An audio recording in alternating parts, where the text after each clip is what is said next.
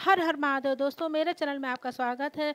हम सभी पर भोलेनाथ की कृपा बनी रहे, हम सभी के घर में स्थिर लक्ष्मी का निवास हो, हम सभी की मनोकामनाएं पूर्ण हो।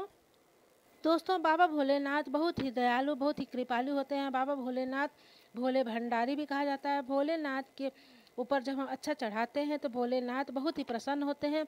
हम सभी के घर में स्थिर लक्ष्मी का निवास होता है। दोस्तों, जब हम लोग शिवलिंग पर पूजा करते हैं उसके बाद हम बेलपत्र, फूल, अक्षत इत्यादि सब हटाते हैं शिवलिंग पर। तो लेकिन हमें चंदन को नहीं हटाना चाहिए। उसे हमें तभी हटाना जब जब शिवलिंग पे अभिषेक करें, उसके बाद ही हम चंदन हटाएं।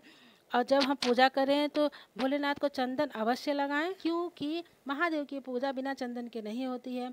महादेव की पूजा में चंदन, भस्म, समीपत्र, बेलपत्र हमारे भाग्य को बदल देते हैं।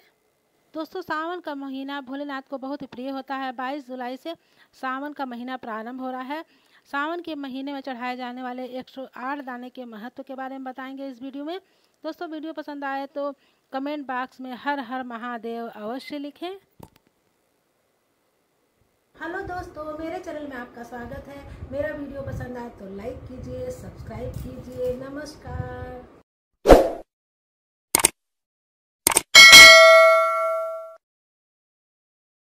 दोस्तों, शिव पुराण के अनुसार जब हम सावन के महीने में भोलेनाथ पर अच्छा चढ़ाते हैं तो घर में स्थिर लक्ष्मी का निवास होता है। टूटे फूटे चावल के दाने न चढ़ाएं, घर में किसी प्रकार की कमी नहीं आएगी। सावन के महीने में जब हम भोलेनाथ पर सरसों के फूल चढ़ाते हैं या सरसों के दाने भी चढ़ा सकते हैं। तो सावन के महीने में जब हम कुछ भी भोलेनाथ पर समर्पित करते हैं 108 दाने, तो स्कंद पुराण में लिखा है कि पूरे वर्ष कई गुना, कई करोड़ गुना करके भोलेनाथ हमें प्रदान करते हैं। आप भोलेनाथ को गुलाब के फूल, गुलाब की पंखुड़ी भी चढ़ा सकते हैं। एक नियम बना लीजिए कि भोलेनाथ को 108 कुछ भी हमको चढ़ाना है। भोलेनाथ को सफ़ेद फूल बहुत ही प्रिय है। भोलेनाथ को आप सफ़ेद फूल की माला भी चढ़ा सकते हैं।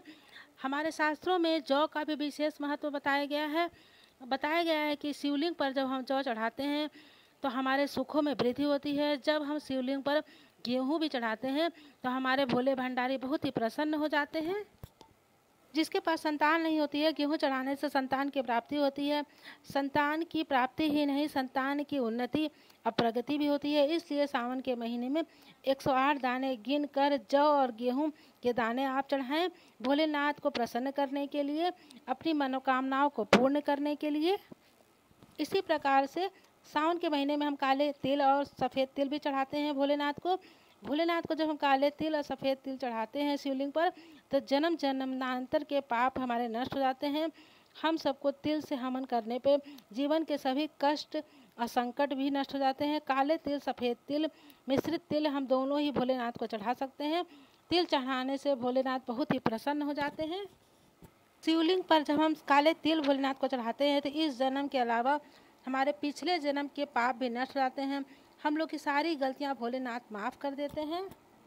इसी प्रकार से सावन के महीने में 108 दाने मूंग के जब हम चढ़ाते हैं तो भोलेनाथ तो बहुत ही प्रसन्न हो जाते हैं। सुख, शांति, समृद्धि आती है घर में, भौतिक सुखों की प्राप्ति होती है। हम सभी के जीवन में हरियाली आती है, खुशहाली आती है। भगवान शंकर के साथ माता पार्वती भी बहुत ही प्रसन्न हो जाती हैं। जीवन की सभी इच्छाएं, मनोकामनाएं पूर्ण होती हैं। इसी प्रकार सावन के महीने में 108 दाने चढ़ाने से सावन के महीने में इन सभी का महत्व बढ़ जाता है और सारी मनोकामनाएं, इच्छाएं पूर्ण होती हैं। दोस्तों, मेरा वीडियो कैसा लगा कमेंट ज़रूर करिए। कमेंट बॉक्स में लिखिए हर हर महादेव। नमस्कार। अब मिलेंगे अगले वीडियो में।